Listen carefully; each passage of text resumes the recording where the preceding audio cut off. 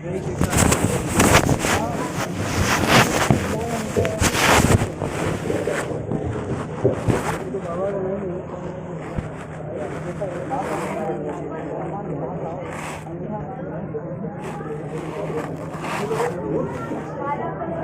لوگ تھوڑا تھوڑا قریب آ جائیں. آپ لوگ قریب آ جائیں. پیچھے والے آپ بھی آگے آئے تو آ جائیں. آگے بڑھیں اور آگے بڑھیں اور قریب آ جائیں. ورنہ آگے بڑھیں. آپ اپنی کرسیوں کو لے کے آگے جائیں. قریب والے آ جائیں. اپنے کرسیوں کو لے کر آپ آگے آ جائیں. پیچھے والے بھی اللہ بلّہ بالکل نہیں. بالکل خاموشی کے ساتھ اپنی جگہ لے لینا مسئلہ.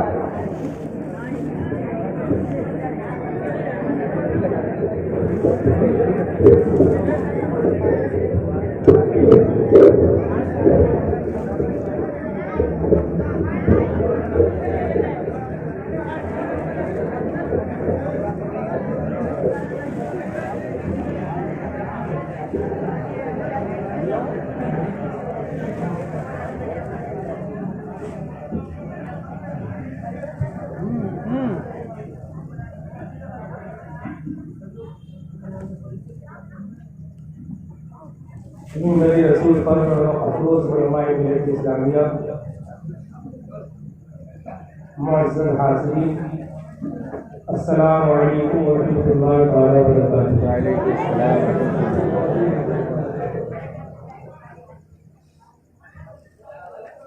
الحمد للہ الذی کفا وسلام علی عبادہ الذین اصطفى. اما بعد، اعوذ باللہ من الشیطان الرجیم. بسم اللہ الرحمن الرحیم. قد جاءکم من اللہ نور وکتاب مبین. صدق اللہ العظیم. ونحن علی ذلک لمن الشاہدین والشاکرین والحمد للہ رب العالمین. آئیے سب سے پہلے اور آپ مل کر اپنے آقا کی بارگاہ میں عقیدت و محبت کا نذرانہ پیش کریں. پڑھیں اللہم صل علی سیدنا و مولانا محمد وعلى وسلم وعلى بارک وسلم صلاۃ و سلام علیک یا رسول اللہ. صلاۃ و سلام علیک یا حبیب اللہ. اللہ کی سرتابہ قدم شان ہے یہ، اللہ کی سرتابہ قدم شان ہے یہ. انسان نہیں انسان و انسان ہے یہ. قرآن کو ایمان بتاتا ہے انہیں، قرآن کو ایمان بتاتا ہے انہیں. ایمان یہ کہتا ہے میری جان ہے یہ. اللہ ہم اور آپ آج اس بزم نور میں جلسے عید میلاد نبی صلی اللہ تعالی علیہ وسلم میں شرکت کی سعادت حاصل کر رہے ہیں. مجھے یاد آتا ہے ایک کافی لمبا عرصہ پہلے غالباً کسی آبادی سے میرے پاس استفتاء کی شکل میں یہ تحریر گئی تھی کہ عید میلاد نبی صلی اللہ تعالی وسلم منانا، ذکر میلاد کرنا اور اس ماہ ربیع النور میں مکانوں میں جھنڈے لگانا جائز ہے یا نہیں. غالباً کچھ لوگوں کو اس پر اعتراض تھا کہ اس کا ثبوت کہیں سے نہیں ہے. نہ میلاد منانے کا کہیں سے ثبوت ہے، نہ جھنڈے نصب کرنے کا اور نہ جلسہ و جلوس کا. ممکن ہے وہ حضرات بھی یہاں اس جلسے میں آگے تو پیش میں موجود ہوں جو استفسار کی شکل میں میرے پاس لے کر پہنچے. بہرحال میں نے اس وقت ایک لمبا جواب لکھا تھا اور ان لوگوں کی خبرگیری اچھی طرح کی تھی کہ عید میلاد النبی صلی اللہ علیہ وسلم منانا، ذکر میلاد کرنا، جھنڈا مکانوں میں نصب کرنا، اظہار خوشی کرنا نہ صرف یہ کہ جائز بلکہ کتاب و سنت سے ثابت اور خود اکابر علماء ملت اسلامیہ سے اس کا رواج مسلسل چلا آ رہا ہے. اور میں نے پھر اس کے بعد خبرگیری بھی کی تو پتہ چلا کہ جو معترض تھا اب انہوں نے دامن بچانا شروع کر دیا.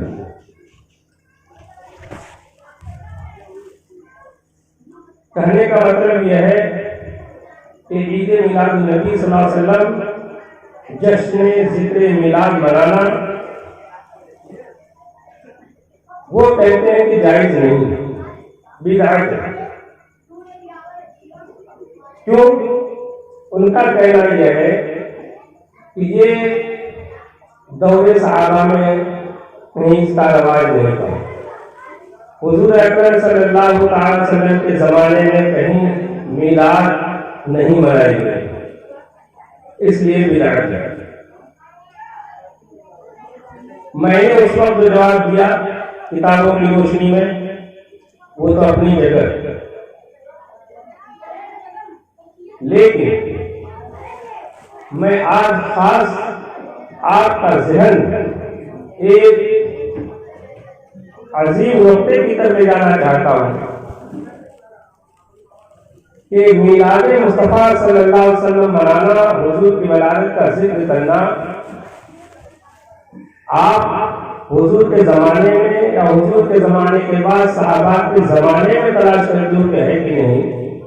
میں تو کہتا ہوں کہ حضور کی ولادت کا ذکر حضور اکرم صلی اللہ علیہ وسلم کی پیدائش سے بہت پہلے ہی منایا جا چکا ہے. بہت پہلے ہی حضور کا ذکر ہو چکا، حضور کی ولادت کا ذکر ہوا، حضور کے آمد کا ذکر ہوا. یہی تو میلاد ہے، یہی تو میلاد مصطفیٰ صلی اللہ علیہ وسلم کا ذکر و اہتمام ہے.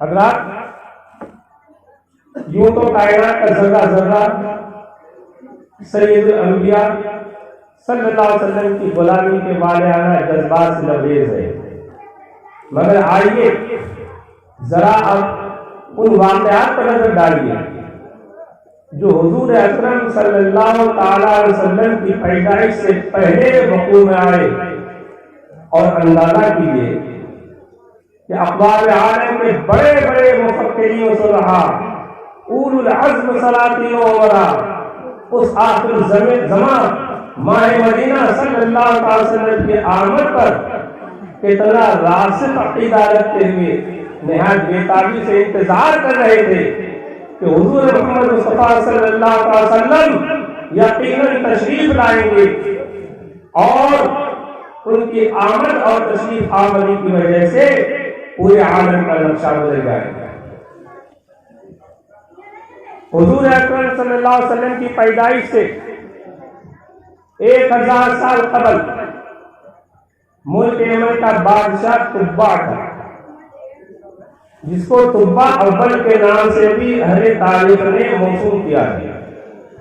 اور اللہ تبارک و تعالیٰ نے قرآن مجید میں 2 جگہ تبع اور اس کی زور آور قوم کا ذکر کیا ہے. یہ عظیم بادشاہ جب مشرقی ممالک کی سیاحت اور سیر و تفریح کے لیے روانہ ہوا تو سیدھا منزل بمنزل مکہ مکرمہ پہنچا. مکہ مکرمہ پہنچنے کے بعد خانہ کعبہ کا طواف کیا اور خانہ کعبہ پر غلاف بھی چڑھایا. مفسرین تصریح فرماتے ہیں کہ سب سے پہلے جو خانہ کعبہ پر غلاف چڑھایا وہ یہی تبا بادشاہ تھا، اس سے پہلے خانہ کعبہ پر غلاف نہیں تھا۔ تبا نے چند دن مکہ مکرمہ میں قیام رکھا، پھر اس کے بعد وہ وہاں سے سیدھا منزل بمنزل مدینہ منورہ پہنچا۔ لیکن جب تبا یمن سے روانہ ہو رہا تھا تو اس نے اپنے ساتھ ایک اراکین سلطنت کی بھاری تعداد، علماء صلحاء کی ایک تعداد اپنے ساتھ رکھی۔ جب مکہ مکرمہ سے زیارت کے بعد سیدھا منزل بمنزل مدینہ منورہ پہنچا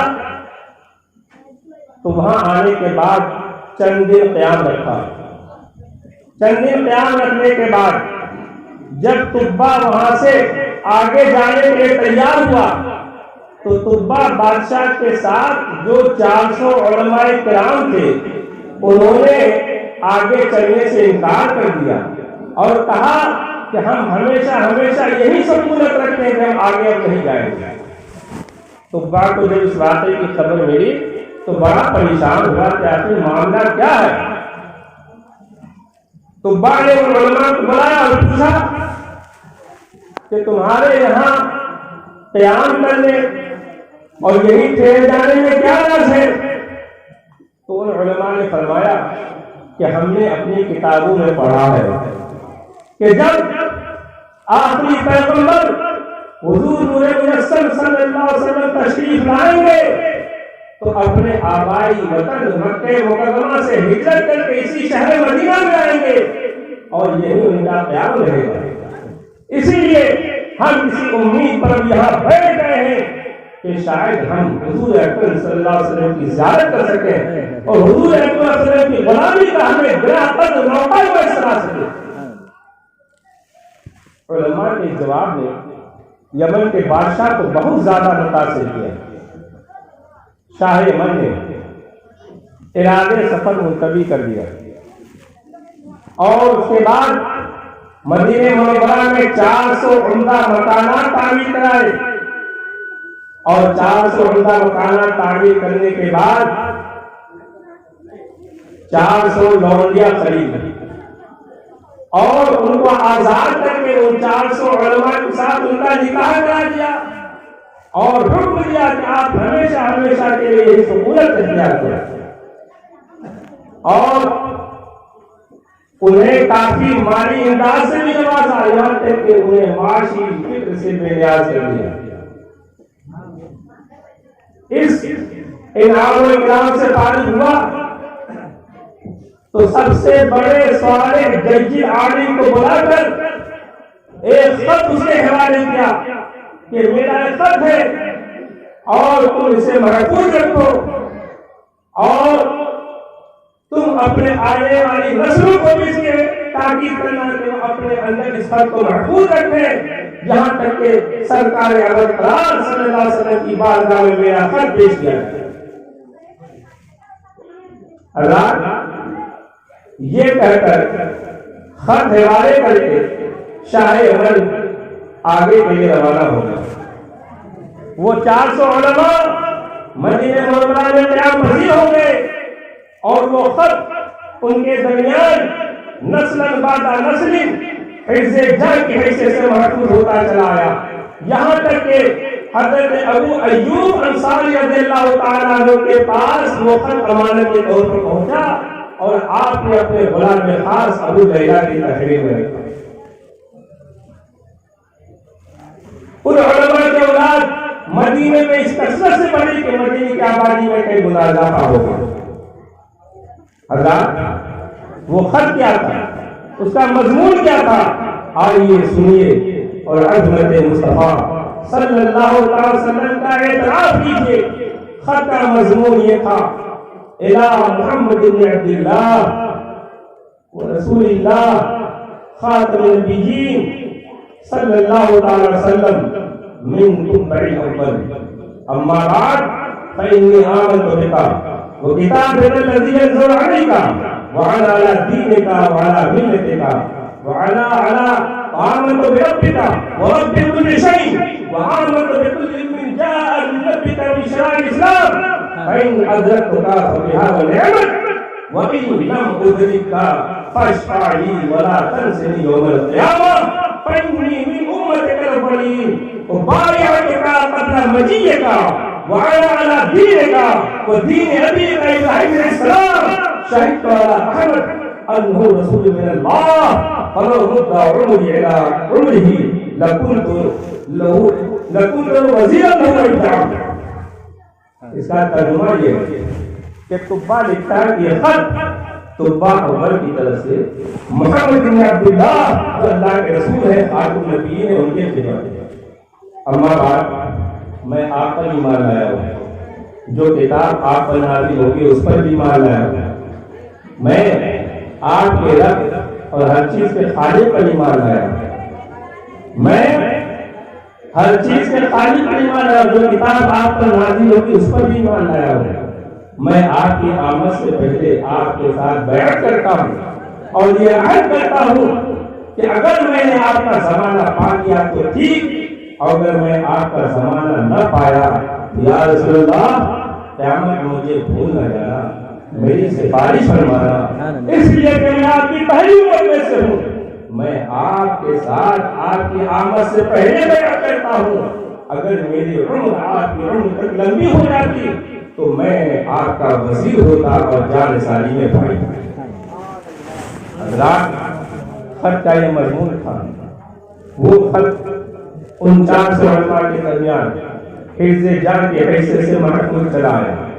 علماء کی اولاد اس قدر سے بڑھی کہ مدینے کی آبادی میں کئی گنا اضافہ ہو گیا اور وہ خط حضرت ابو ایوب انصاری رضی اللہ تعالیٰ عنہ کے پاس نسل بعد نسل قرن بعد قرن آپ کے ذمہ آیا اور آپ نے اپنے غلام خاص ابو لیلہ کی تحریر دیا. جب حضور اکرم صلی اللہ علیہ وسلم مکے سے ہجرت فرما کر مدینہ منورہ تشریف لائے اور آپ کی اونٹنی مدینہ منورہ کی الوداعی وادی سریات کی گھاٹی سے نمودار ہوئی اور مدینے کی لڑکیاں بچیاں کہیں شاہراہوں کے کنارے کہیں چھتوں پر کھڑے ہو کر تب بجا رہی تھی اور انتہائی مسرت عالم عالمی کے شاعر گا رہی تھی. طلع البدر علینا من ثنیات الوداع وجب الشروع علینا ما دعا للہ داعی ایھا المبعوث فینا جیتا بالامر المطاع انت شرفت المدینہ مرحبا یا خیر داعی فلبسنا ثوب یمنی بعد تلقین داعی فعلیک اللہ صلی ما سعی للہ سعی. کوئی اپنے مکانوں کو سجا رہا تھا تو کوئی سڑکوں گلیوں کی صفائی میں مشغول تھا. غلامان نبوت نہایت بے تابی سے حضور کی آمد کا انتظار کر رہے تھے. جس کے گھر سے بھی جس کے دروازے سے بھی حضور کی اونٹنی گزرتی وہ غلام نبوت اونٹنی کی نکیل پکڑ کر مچل جاتے عرض کرتے یا رسول اللہ آپ میرے گھر تشریف فرما ہوں. یا رسول اللہ آپ میرے گھر مہمان بن کر اتریں یہ اعزاز مجھے بھی جائے. اللہ کے رسول صلی اللہ علیہ وسلم نے جب اپنے غلاموں کا یہ اصرار دیکھا اپنے مشتاقوں کا یہ ہجوم دیکھا تو آپ نے ارشاد فرمایا دعها فإنها مأمورة. اے میرے صحابہ میری اونٹنی کی نکیل چھوڑ دو اسے حکم مل چکا ہے. یہ جہاں ٹھہر جائے گی جہاں بیٹھ جائے گی وہی میرے قیام گاہ ہوگی. چنانچہ اونٹنی کی نکیل چھوڑ دی گئی. اونٹنی چلتے چلتے اسی مکان میں جا کر ٹھہری جسے 1000 سال قبل طبا بادشاہ نے حضور اکرم صلی اللہ علیہ وسلم کی خاطر تعمیر کرایا اور وصیت کی تھی کہ جب حضور تشریف لائے تو یہی مکان آپ کی قیام گاہ ہوگا. اسی میں جا کر آپ کی اونٹنی ٹھہری اور اب اس میں حضرت ابو ایوب انصاری رضی اللہ تعالیٰ عنہ رہتے تھے. وہیں جا کر آپ کی اونٹنی بیٹھ گئی. آپ وہاں مہمان بن کر اترے. لوگوں نے ابو لیلہ کو بھیجا بارگاہ رسول میں کہ جاؤ طبا کا مقصد پیش کرو. ابو لیلہ حضور اکرم صلی اللہ علیہ وسلم کی بارگاہ میں آیا تو حضور اکرم صلی اللہ علیہ وسلم نے فرمایا انت ابو لیلہ فبقي ابو لیلہ متفکرا ولم يعرف رسول اللہ صلی اللہ علیہ وسلم فقال من انت فاني لم ارى في وجهك استسحر وتوهم انه ساحر فقال انا محمد هات الكتاب فلما قرأ قال مرحبا بالاخ الصالح صلاح اللہ. یعنی حضور نے ابو لیلا کو دیکھتے فرمایا تو ابو لیلا ہے. یہ سن کر ابو لیلا حیران ہو گیا, متفقی ہو کر پوچھنے لگا آپ کون ہیں؟ میں آپ کے چہرے پہ جادو کا کوئی اثر نہیں دیکھتا. راوی کہتا ہے ابو لیلا کو گمان ہوا کہ شاید آپ جادوگر ہیں, اس لیے کہ یہ بات تو کوئی نہیں کہتا کہ میرے پاس 1000 سال پہلے کا خط ہے. حضور اکرم صلی اللہ علیہ وسلم نے ارشاد فرمایا میں محمد ہوں صلی اللہ علیہ وسلم. وہ خط لے آیا. چنانچہ ابو لیلا نے وہ خط پیش خدمت کر دیا. حضور اکرم صلی اللہ علیہ وسلم نے اسے دیکھ کر فرمایا صالح ہے, آفری میں شاباش ہے تجھا کو. آپ نے 3 مرتبہ جملہ دہرایا. اللہ تفسیر کبیر میں یہ حدیث آئی ہے کہ اللہ کے رسول صلی اللہ علیہ وسلم نے ارشاد فرمایا لا تسبوا تبعا فإنه كان قد أسلم, کہ تبع کو برائی سے مت یاد کرو اس لیے اسلام قبول کر چکا ہے. اللہ یہ ہے بات ہے. اب آپ اندازہ کیجئے کہ حضور اکرم صلی اللہ علیہ وسلم کی ولادت کا ذکر تبع بادشاہ 1000 سال پہلے کر رہا ہے, اور حضور اکرم صلی اللہ علیہ وسلم نے اس کے اس ذکر میلاد کو بدرجہ استحسان دیکھا, خط کو دیکھا, مضمون کو پڑھا, اور آپ نے ارشاد فرمایا صالح ہے, آفرین ہے, شاباش ہے تبع کو, اور اس کے اسلام کا اعلان بھی کر دیا. تبع کا یہ بھی عقیدہ تھا کہ قیامت میں حضور اکرم صلی اللہ علیہ وسلم ہم گنہگاروں کی شفاعت فرمائیں گے. اسی لیے اپنے نیاز نامے میں عرض کرتا یا رسول اللہ میدان قیامت مجھے بھول نہ جانا بلکہ ہماری سفارش فرمانا. حضور اکرم صلی اللہ علیہ وسلم نے توبہ کا خط پڑھ کر یہ نہیں فرمایا کہ مجھے کوئی اختیار نہیں, بلکہ ایسے جملے ارشاد فرمائے, ایسے جملے کی شیرینی لذت اہل زبان ہی سمجھتے ہیں, اور توبہ کے اسلام کا اعلان بھی کر دیا. حضرات حضور اکرم صلی اللہ علیہ وسلم کا علم غیب ارادہ فرمائیے کہ حضور کے علم غیب کا کیا حال ہوگا. حضور کا علم غیب تو اپنی جگہ, حضور اکرم صلی اللہ علیہ وسلم جب اونٹنی پر سوار ہوئے تو اس اونٹنی تک یہ معلوم ہو گیا کہ میرے مقدس سوار کا فلاں مکان ہے, 1000 سال قبل تعمیر ہو چکا ہے. سبحان اللہ. حضور اکرم صلی اللہ علیہ وسلم کا یہ فرمانا حاضر کتاب اے ابو لیلا خط لیا کہ حضور اکرم صلی اللہ علیہ وسلم کے وہ ساتھ علم کی پہلی دلیل ہے. آج وہ کہتے ہیں کہ حضور کو علم غیب نہیں, کہتے ہیں کہ حضور کو پیچھے کی خبر نہیں. معاذ اللہ. ارے حضور کو اتنا علم غیب ہے, اتنا علم غیب ہے کہ حضور کے ساتھ حضور کی سواری جانور کو بھی حاصل ہو جاتا ہے کہ میرے مقدس سوار کا فلاں مکان ہے 1000 سال تک تعمیر ہو چکا ہے. اور کوئی غیب کیا تم سے رہا ہو بتا جب وہ خدا ہی چھپا تم پہ کر لو.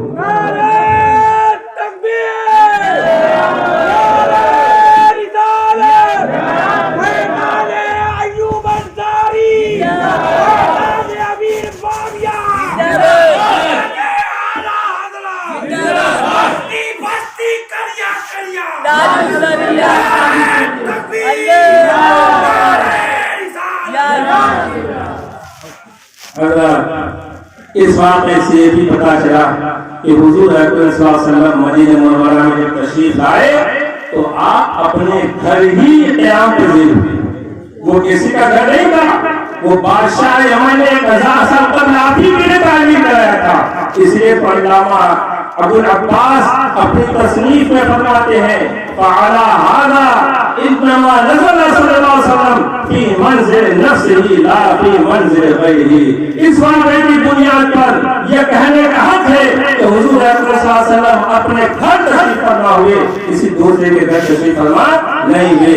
تو حضور اکرم صلی اللہ علیہ وسلم کی ولادت کا ذکر, حضور کی میلاد, حضور کے ولادت آمد کا جشن ہے تمام 1000 سال تک نہیں منایا جا رہا ہے. ایسی کو بدعت کی حد لگانے والے تم آج کے زمانے میں پڑے ہو, 1000 سال پہلے جا کر دیکھو کہ حضور کی ولادت کا ذکر منایا جا سکتا ہے. یہ بدعت نہیں, یہ 1000 سال پرانی قدیم سنت ہے جسے آج سنی مسلمان منا رہے ہیں. تمہیں اس کی کیا مطلب حسرت ڈالے ہم پیدائش مولا کی دھوم اور مثل فارس نجد کے ایک گراتے ہیں.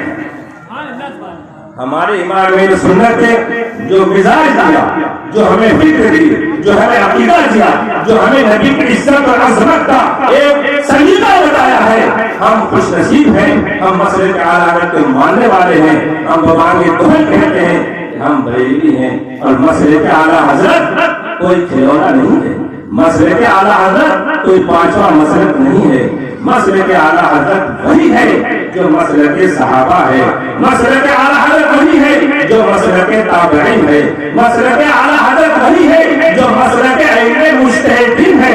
میں چیلنج کرتا ہوں، کوئی ایک مسئلہ، کوئی ایک مسلک جو مسلک اعلی حضرت ہو، آپ ثابت کر کے دکھاؤ جو مسلک صحابہ کے خلاف ہے، وہ مسلک تابعین کے خلاف ہے، وہ مسلک علم مجتہدین کے خلاف ہے، نہیں دکھا سکتے، یقیناً نہیں دکھا سکتے، تو ماننا پڑے گا کہ مسلک اعلی حضرت کوئی پانچواں دوسرا مسلک نہیں ہے، بلکہ یہی مسلک ہے جو سواد اعظم کا مسلک ہے۔ اس لیے مسلک اعلی حضرت کا ماننے والا کبھی گمراہ نہیں ہے۔ اگر کوئی اعتراض کرتا ہے تو میں اس سے کہوں گا کہ ذرا اپنے علم اور مطالعے کو وسیع کریں۔ ارے اعلی حضرت کے علم کا اندازہ ہم لگائیں، اپنے کو اپنے، اخیار کو اخیار، اغیار نے بھی اعلیٰ حضرت کے علم کا اعتراف کیا، اور ایسا اعتراف کیا کہ اگر کوئی صحیح معنی میں آنکھ کھول کر دیکھ لے تو ہمیں یہ کہنے میں زیادہ برابر بات نہیں ہے کہ انشاءاللہ جتنے شبہات ہیں وہ سارے شبہات دور ہو جائیں گے۔ یہ اعلیٰ حضرت کا ابھی 2-3 سال پہلے 100 سالہ جشن اعلیٰ حضرت کا منایا گیا، اعلیٰ حضرت کے سال کا جشن 100 سالہ۔ اس موقع پہ بہت سارے لوگوں نے کتابیں لکھی، پیغام شریف دہلی سے مجلہ نکلتا ہے، اس کی طرف سے بھی 100 سالہ جشن امام احمد رضا نمبر نکالا گیا، غالباً 2000 صفحات پر مشتمل ہے۔ اس میں میرا بھی مضمون شائع ہوا، امام احمد رضا اور علم فقہ و فتاوی کے عنوان سے۔ اس میں میں نے یہ لکھا ہے کہ اپنے کو اپنے غیر، اور وہ غیر کون ہے؟ ابو العلا مودودی کا بہت خاص شاگرد، وہ اعلیٰ حضرت کے بارے میں کیا لکھا ہے؟ وہ جو اعلیٰ حضرت کو پڑھتا ہے تو کیا کہنے پہ مجبور ہو جاتا ہے، ذرا اندازہ کیجیے۔ امام احمد رضا کی فقہی بصیرت اور علمی جولانیت اور فنی مہارت کا اعتراف اپنوں کے ساتھ غیروں نے بھی کیا ہے، جس سے یہ ظاہر ہو جاتا ہے کہ آپ اپنے وقت میں فقہ و فتاوی کے امام اور مرجع خواص و عوام تھے۔ محمد ادریس کاندھلوی امین اصلاحی کے شاگرد اور ابو العلا مودودی کے معتمد، بہت خاص اعتماد والا تھا۔ ہفت روزہ شہاب لاہور کے چیف ایڈیٹر نے امام احمد رضا کانفرنس اسلام آباد منعقدہ 1936 میں کہا تھا، کیا کہا تھا؟ اب اس کی بات سنیے۔ قرطاس و قلم سے میرا تعلق 2-4 سال کی ہی بات نہیں، نصف صدی کی بات ہے، یعنی 50 سال سے وہ کہہ رہے ہیں کہ میں قلم کاغذ ہاتھ لکھ رہا ہوں، پڑھ رہا ہوں۔ اس دوران میں وقت کے بڑے بڑے اہل علم و قلم، علماء و مشائخ کی صحبت میں بیٹھ کر استفادہ کرنے کا موقع ملا اور ان کے درس میں شریک رہا اور اپنی بساط کے مطابق فیض حاصل کرتا رہا۔ آگے لکھتے ہیں، زندگی میں نے اتنی روٹیاں نہیں کھائی ہوں گی جتنی کتابیں پڑھی۔ وہ لکھتے ہیں، میں نے زندگی میں اتنی روٹیاں نہیں کھائی ہوں گی جتنی کتابیں پڑھی ہیں۔ پھر آگے لکھتے ہیں، میری ذاتی لائبریری میں 10,000 سے زیادہ کتابیں ہیں، وہ سب مطالعے سے گزری ہیں، سب میں دے چکا۔ ان کے مطالعے کے دوران میں امام احمد رضا رحمۃ اللہ علیہ کی کتب نظر سے نہیں گزری تھی، اب تو کوئی کتاب حالات کی نہیں دیکھی کسی نے، اور کہتے ہیں مجھے یوں محسوس ہوتا تھا کہ علم کا خزانہ میں نے پا لیا ہے اور علم کا سمندر پار کر لیا، اتنا بڑا میں عالم ہو گیا ہوں اور علم کی ہر جہت تک رسائی حاصل کر لی۔ مگر جب امام اہل سنت مولانا احمد رضا بریلوی کی کتابیں مطالعہ کی اور ان کے علم کے دروازے پر دستک دی، ایک دوندی لکھ رہا ہے، اور فیض یاب ہوا تو اپنے جہل کا احساس ہوا اور اعتراف ہوا، یوں لگا کہ ابھی تو علم کے سمندر کے کنارے کھڑا سیپیاں چن رہا تھا، یعنی ابھی موتی ہی چن رہا تھا، ابھی کچھ علم حاصل ہی نہیں کیا اعلیٰ کی کتاب پڑھنے کے بعد۔ آگے لکھتے ہیں، علم کا سمندر تو ایمان کی ذات ہے، یعنی امام رضا بریلوی کی ذات ہے، ان کی تصانیف کا جتنا مطالعہ کرتا جاتا ہوں عقل اتنی حیران ہوتی چلی جاتی ہے، اور یہ کہہ غیر نہیں رہا جاتا کہ امام احمد رضا حضور نبی کریم صلی اللہ علیہ وسلم کے معجزوں میں سے ایک معجزہ ہے، جسے اللہ تعالیٰ نے اتنا وسیع علم دے کر دنیا میں بھیجا ہے کہ علم کی کوئی جہت ایسی نہیں جس پر امام کو دسترس حاصل نہ ہو اور اس پر کوئی تصنیف نہ کی ہو۔ یقیناً آپ سرکار دو عالم صلی اللہ علیہ وسلم کے علوم کے صحیح جانشین تھے، جس سے ایک عالم فیضیاب ہوا۔ یہ مجلہ امام رضا کانفرنس کے 1949 میں اس میں اس کی روداش شائع ہوئی۔ آپ اندازہ کیجیے کہ جب اعلیٰ حضرت کی تحریروں کا مطالعہ کرتا ہے وہ بھی اعلیٰ حضرت علم کا اعتراف کرتا ہے، وہ بھی کہتا ہے کہ میں ایسا لگا جیسے اب تک پڑھا ہی نہیں تھا اور ایک علم کے سمندر کے کنارے کو پا لیا ہے۔ تو آج کے لوگ اگر بلا دیکھے تحقیق کریں، کیا کوئی بات کریں جو مناسب نہیں ہے؟ اعلیٰ حضرت کی طرف جو منسوب ہے، اعلیٰ حضرت کی جو فکر ہے، جو عقیدہ ہے، اعلیٰ حضرت نے رسول اکرم صلی اللہ علیہ وسلم کی تعظیم کا طریقہ بتایا، رسول اکرم صلی اللہ علیہ وسلم کی محبت کا سلیقہ بتایا، اہل بیت سے محبت کا طریقہ بتایا، صحابہ کرام سے محبت کا طریقہ بتایا۔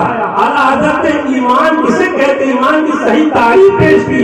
اعلیٰ حضرت نے بتایا کہ بد مذہبوں سے دور رہ کر اپنی ایمان کی حفاظت کیسے کی جاتی ہے، وہ اعلیٰ حضرت نے بتایا۔ اور اعلیٰ حضرت کی تمام تحریروں سے جو اعلیٰ حضرت کا مسلک ثابت ہے وہی مسلک اعلیٰ حضرت ہے۔ اور مسلک اعلیٰ حضرت کوئی الگ پانچواں مسلک نہیں ہے، دھوکہ مت کھائیے گا۔ جب انسان کو قبر میں لٹایا جاتا ہے، فرشتے آئیں گے،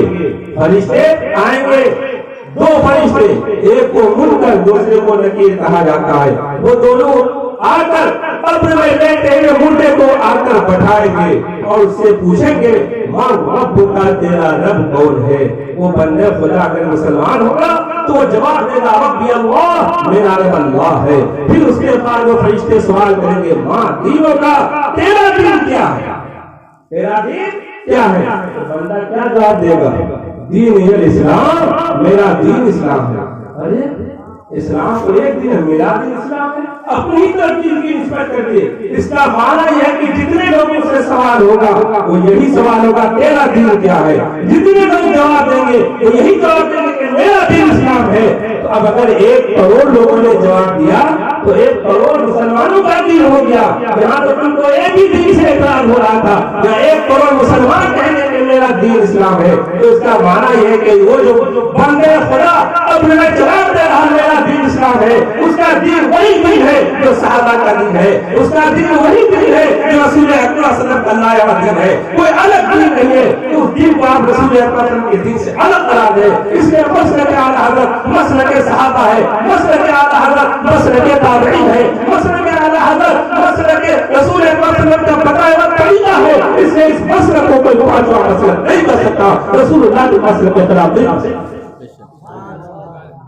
آپ کہتے ہیں 5واں کیوں آ گیا؟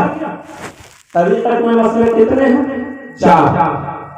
آپ تو کہتے ہیں 4 ہی مسلک، حنفی، شافعی، حنبلی اور مالکی۔ حضرت شہاب الدین سہروردی فرماتے ہیں کہ میں طریقت میں جنیدی مسلک کا متبع ہوں، میں طریقت میں جنیدی مسلک کا متبع ہوں۔ یہ 5واں مسلک کہاں سے ہے؟ جنیدی مسلک۔ اس کا معنی ہے کہ جنیدی مسلک اس مسلک سے تو الگ نہیں ہے، جیسے جنیدی مسلک الگ نہیں ہے ایسے ہی مسلک اعلیٰ حضرت بھی کوئی الگ مسلک نہیں ہے۔ میں اس لیے کہہ رہا ہوں کہ ذرا جلد بازی کر رہے لوگ اعلیٰ حضرت کو پڑھنے میں، اعلیٰ حضرت کو سمجھنے میں۔ میں ان تمام سیمیناروں میں شریک ہوتا ہوں جو آج ہندوستان میں بڑے پیمانے پر منعقد ہو رہے ہیں، چاہے وہ شریف سے بڑی شیخ کا سیمینار ہو یا الجامعۃ الاشرفیہ مبارک ان کا مجلس شفیع کے تحت سیمینار ہو۔ میں تقریباً اب تک 100 سیمیناروں میں شریک ہو چکا اور میں نے ان نئے مسائل پہ گفتگو کی ہے، ان نئے مسائل پہ تحقیق کی ہے، ان نئے مسائل پہ میں نے مقالے لکھے ہیں، میرے مقالے کتابوں میں چھپے ہوئے ہیں۔ جن مسائل کی طرف آج عام 90 یا 99% مولوی کو بھی پہنچ نہیں پاتی ہے، تو میں جب میں مسئلے کی تحقیق کے لیے، جب میں نو پیدا مسئلے کے حل کے لیے سیمینار میں شریک ہوتا ہوں اور سیمینار میں مجلس مذاکرہ میں شرکت کرتا ہوں، اپنے مقالے لکھتا ہوں اور بحث کرتا ہوں، تو وہاں ہماری طرف جتنے مندوبین ہوتے ہیں، فقہا ہوتے ہیں، سب بیک زبان اس بات کا اعتراف کرتے ہیں کہ آج ہم کوئی مسئلہ نیا درپیش ہو گیا تو اس کے حل کے لیے اتنی ساری جمعیت اکٹھا ہے، 5 دن سے سیمینار کر رہے ہیں، سر جوڑ کے بیٹھے ہیں، اس سے پہلے مقالے لکھتے ہیں، پھر مقالے لکھنے کے بعد جو بحث ہو رہی ہے، فقہ کی بحث ہو رہی ہے، تو کتاب سنت سے دلیل پیش کی جا رہی ہے، اس کے بعد بڑی مشکل سے ہم کسی فیصلہ کو نتیجے پر پہنچ کر اس مسئلے کا حل آپ کے سامنے پیش کرتے ہیں۔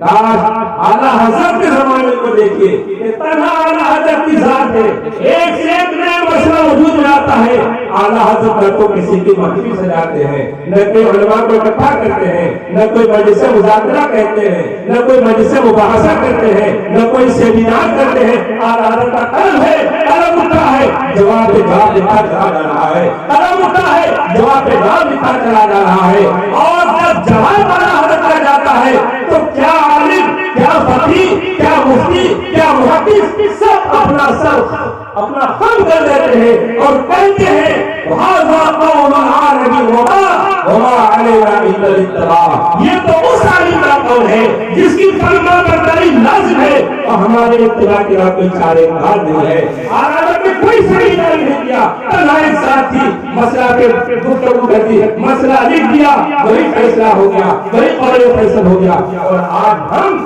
اسی مسئلے کو حل کرنے کے لیے 200-400 علماء کی نشستیں ہوتی ہیں، وہ بھی 3 علماء کی نشستیں ہوتی ہیں، جو علماء عام طور پہ ان مسائل کی تحت پہنچنے کی صلاحیت ہی کرتے ہیں، ان کا سابقہ ہی نہیں بنتا۔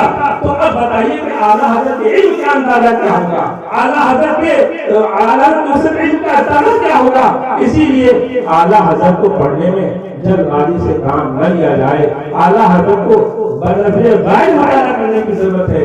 اعلیٰ حضرت نے اگر حسام الحمد نے لکھا، علماء عرب و عجم سے تصدیقات حاصل کی تو ایسے ہی نہیں حاصل کی، انہیں سمجھایا، 15 سال تک سمجھایا کہ دیکھو یہ تمہاری عبارتیں کفری ہیں، اس میں تعویل ممکن نہیں ہے، اس میں رسول اکرم صلی اللہ علیہ وسلم کے علم کی توہین ہو رہی ہے، تم رسول کے علم کو زائد کے علم سے تشبیہ دیتے ہو، تم رسول کے علم کو شیطان کے علم سے کم رکھاتے ہو، تم رسول اکرم صلی اللہ علیہ وسلم کو آخری نبی نہیں مانتے ہو، یہ ایمان کی باتیں نہیں، یہ ایمان ختم کرنے والی باتیں ہیں، تم سدھر جاؤ، حق قبول کر لو، توبہ کر لو۔ لیکن جب نہیں مانا تو اخیراً اعلیٰ حضرت نے کفر کا حکم لگایا اور علماء عرب و عجم سے اس پر تصدیقات حاصل کی، اور خود فرماتے ہیں نہ وہ کفر کرتے نہ تکفیر ہوتی، نہ وہ کفر کرتے نہ تکفیر ہوتی۔ رضا کی خطا اس میں سرکار کیا ہے؟ ارے انہوں نے کفر کیا تب ان کی تکفیر ہوئی ہے۔ اگر اشرف علی تھانوی رسول کے علم کو چوپائے کے علم سے تشبیہ نہ دیتا، اگر خلیل امبیڈکر حضور کے علم کو شیطان لعین کے علم سے کمتر نہ بتاتا، اگر قاسم نانوتوی حضور کو آخری نبی ماننے سے انکار نہ کرتا تو کیا اس میں کوئی کافر ہے؟ ہرگز نہیں۔ اب جب اس نے کہہ دیا اب اس کا مسلمان بھی نہیں کہہ سکتے، اس لیے کہ جس طرح کسی مسلمان کو کافر کہنا کفر ہے، اسی طرح کسی کافر کا واضح ہونے کے بعد اسے مسلمان کہنا بھی کفر ہے۔ جس طرح ادھر خطرہ ہے خطرہ ادھر بھی ہے۔ اعلیٰ حضرت نے ہر تقاضے کو پورا کیا اپنے علم سے، اپنی تحقیق سے، اپنی فضائلہ صلاحیت سے۔ اس لیے آپ جلد بازی مت کیجیے، آپ سمجھنے کی کوشش کیجیے اور ٹھنڈے دل سے عنایت میں مت پڑھیے۔ اعلیٰ حضرت کو بنارس کے بڑے بڑے علماء نے مانا، قطب بنارس حضرت مولانا رضا علی شاہ کا مزار یہاں لاٹ پر موجود ہے، یہ قطب بنارس کہے جاتے ہیں۔ فتاوی رضیہ جلد 2 اٹھاؤ، اس میں ایک سوال آتا ہے، آج بھی ہم لوگ سوال دیکھتے ہیں اور پھر کی شکل میں آتا ہے کہ مدینہ طیبہ میں، مکہ مکرمہ مدینہ طیبہ میں شیخ احمد نام کا شخص تھا، وہ نبی کے پاس ان کی آنکھ لگ گئی، خواب میں دیکھا اور وہ کہتے ہیں کہ میرے پاس حضور تشریف لائے، مجھ سے کہا کہ ہمیں تم لوگوں کو بتا دو کہ جو لوگ نماز چھوڑتے وہ کافر ہو گئے وغیرہ وغیرہ۔ تو اس تبلیغ کے بارے میں حضرت مولانا رضا علی شاہ سے سوال ہوا کہ اس کی حقیقت کیا ہے اور کیا نماز کا چھوڑنے والا کافر ہے؟ اس طرح تو آپ نے جواب دیا، فتاوی رضیہ جلد 2 میں ان کا جواب شائع ہوا۔ جواب لکھنے کے بعد انہوں نے اسی پر قناعت نہیں کیا، اس جواب کی تصدیق و تائید کے لیے امام اہل سنت اعلیٰ حضرت کی بارگاہ میں اپنا جواب پیش کیا کہ آپ میرے جواب کی تصدیق و تائید کر دیں۔ اعلیٰ حضرت نے اس میں کچھ اضافہ فرمانے کے بعد اس جواب کو پھر تصدیق و تائید فرمائی۔ فتاوی رضیہ جلد 2 میں شائع ہو چکا ہے۔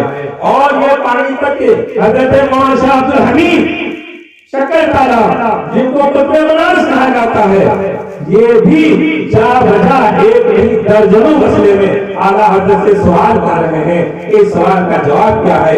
اعلیٰ حضرت جواب دے رہے ہیں اور جواب پر عمل کر رہے ہیں۔ تو بنارس کی جو شخصیتیں ہیں، چاہے وہ قطب ہو مخدوم ہو، اپنے دور میں سب نے اعلیٰ حضرت کی بارگاہ کی رجوع کیا ہے۔ کیوں رجوع کیا ہے؟ اس لیے کہ اعلیٰ حضرت کو اللہ نے اتنا علم عطا فرمایا تھا، اتنا علم عطا فرمایا تھا کہ ان کے علم کے سامنے سب دس بستہ نظر آتے تھے، انہیں ان کی طرف مراجعت کرتے تھے، ان کو اپنا امام مانتے تھے، ان کو اپنا پیشوا مانتے تھے۔ تو آج کیا ہو گیا کہ ہم تو ان کے منصب کے لائق بھی نہیں ہیں، ہم تو بہت کم جاننے والے ہیں، ہم تو غریب ہیں، فقیر ہیں، علم کے اعتبار سے ہمیں کیا حق پہنچتا ہے کہ ہم بلا سوچے سمجھے ان کے علم پر حملہ کریں۔ یہ زیر نہیں دیتا۔ جو کہتے ہیں میں ان سے خیر خواہانہ گزارش کروں گا، الدین النصیحۃ لکل مسلم، دین ہر مسلمان سے خیر خواہی کا نام ہے۔ میں کہتا ہوں لوگوں سے میں آپ کی خیر خواہی کرتا ہوں، آپ تعصب کے علم بتار کر حق والی نظر سے، انصاف والی نظر سے مطالعہ کریں، اعلیٰ حضرت کی تحریروں کو پڑھیں، اعلیٰ حضرت کی کتابوں کو پڑھیں، اعلیٰ حضرت کی فکر کو پڑھیں، اعلیٰ حضرت کی عقیدہ کو پڑھیں۔ ہر لفظ سے عشق رسول آپ کو نظر آئے گا، ہر لفظ سے محبت اہل بیت کی تعلیم ملے گی۔ محبت اہل بیت کا آپ دعویٰ کرتے ہیں، یہ تو اعلیٰ حضرت ہی نے ہمیں سکھایا۔ تیری نسل پاک میں ہے بچہ بچہ نور کا، تیری نسل پاک میں ہے بچہ بچہ نور کا، تو ہے عین نور، تیرا سب گھرانہ نور کا۔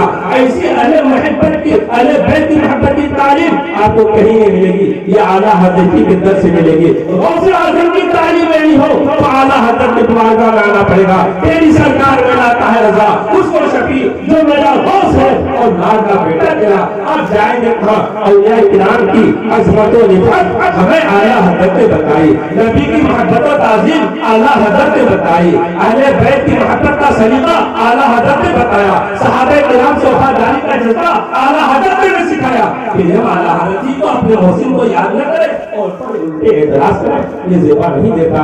آپ کر رہے اعتراض ٹھیک ہے، لیکن میں آپ سے پھر خیر خانہ گزارش کروں گا کہ آپ سنجیدگی کے ساتھ اور متانت کے ساتھ، حق و انصاف کے ساتھ آپ ان باتوں پر غور کریں۔ اور میں دعا کرتا ہوں کہ اللہ تبارک و تعالی ہم سب کو حق بولنے، حق سمجھنے، حق قبول کرنے کی توفیق عطا فرمائے، اور جشن عید میلاد النبی صلی اللہ علیہ وسلم جو ہم منا رہے ہیں سچے جذبے کے ساتھ اور پورے ادب و احترام کے ساتھ منانے کی توفیق عطا فرمائے۔ یہی ہمارے ایمان کی نشانی ہے، اسی پر ہم کو دنیا سے جانا ہے۔ اگر محبت رسول ہے تو سب کچھ ہے، محبت رسول نہیں تو پھر کچھ بھی نہیں۔ وفاداری رسول کی سب سے بڑی چیز ہے۔ اعلیٰ حضرت نے ہمیں یہ درس دیا ہے اور اسی درس کو ہمیں اپنے دل میں جگہ دینی ہے، اور مسئلے کے اعلیٰ حضرت کی جو تعلیم ہے، جو آپ کے ارشادات و فرمودات ہیں، اس کی روشنی میں ہم اپنے عقیدے کی بھی اصلاح کریں گے، اپنے عمل کی بھی اصلاح کریں گے۔